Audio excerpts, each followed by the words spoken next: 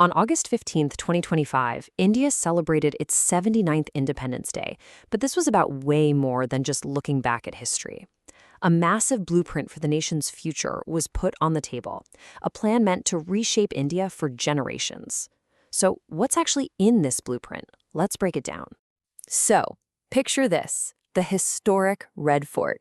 This is the stage where the Prime Minister addresses 1.4 billion people, laying out a vision that's going to shape the country for decades. It's a speech that really sets the tone for everything: security, the economy, and even the very identity of the nation.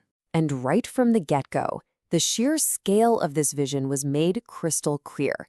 The Prime Minister didn't frame independence as just a memory, but as this living, collective project, a festival of 1.4 billion resolutions, with everyone pulling in the same direction.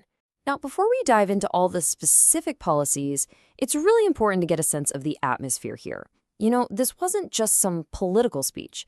It was happening against this backdrop of immense national celebration, with the flag coloring streets and homes all across the country. And the speech itself? Well, it was a history maker. This was the Prime Minister's 12th consecutive address from the Red Fort. That's a record for any non-Congress leader. And it clocked in at a record-breaking 103 minutes, his longest one ever.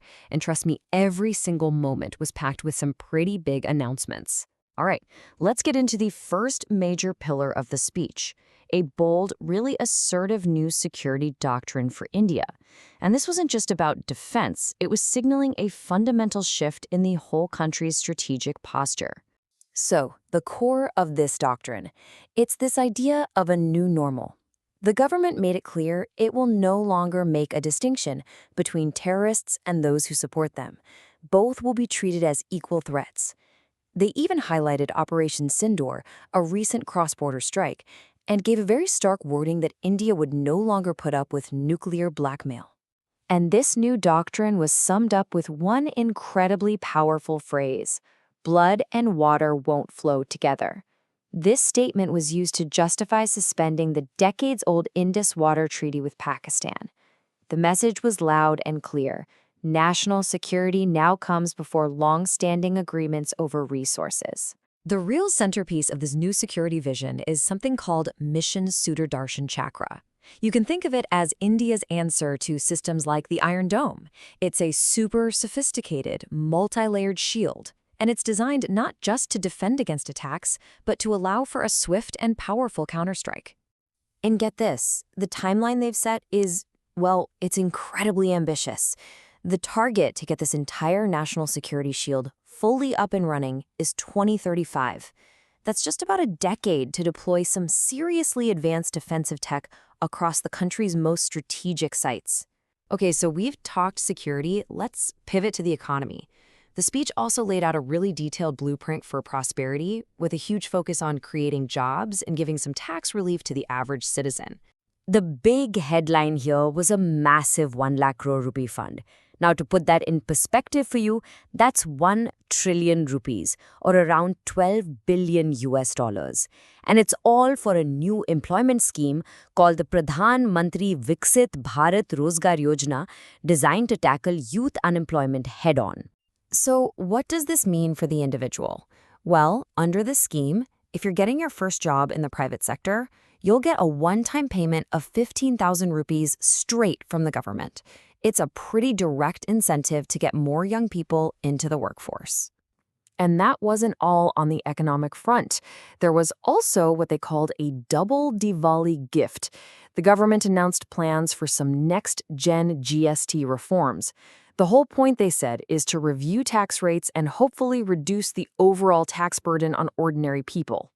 All right, so beyond security and the economy, the speech then moved into what is, well, probably its most controversial area: the very social fabric of the nation. This part of the speech really kicked off a national debate, presenting one vision for India that stands in stark contrast to another. So the government announced something called a high-powered demography mission, and the reason they gave for this was to counter what the Prime Minister called a planned conspiracy of illegal infiltration. They argued it's changing the country's demographics, threatening security, and taking jobs and resources away from citizens. However, as you can imagine, there is a very, very different take on all of this. Groups like the National Alliance of People's Movements, which is a big network of civil society organizations, they see the country's challenges in a completely different light. And really, when you put them side by side, you see these two visions they're fundamentally at odds. On one side, you have the government focusing on external threats, right? Demographic change and national security. But on the other side, you have groups like NAPM saying the real threats are internal, weakening democratic rights, risks to minorities, and the corporate takeover of natural resources. It's a really profound disagreement about what it even means to protect the nation. So you have to understand all of these announcements on security, the economy, identity, they're not just for today. They're all pieces of a much, much longer-term vision. The speech kept pointing towards one single overarching goal, India's 100th year of independence in 2047. This timeline really lays it all out. It's like a roadmap. The policies announced in 2025, that's the launch pad. The 2035 Security Shield, that's a critical midway point, and both are aimed at that ultimate destination in 2047, for India to become a Viksit Bharat, a fully developed modern nation. So, at the end of the day, what we're left with is a very clear government blueprint, but also a really profound national question. With these two competing visions for India's soul, one focused on securing borders and the other on protecting rights, the central challenge becomes pretty clear. What will freedom truly mean in the next chapter of India's story? Answering that is what will define the road to 2047.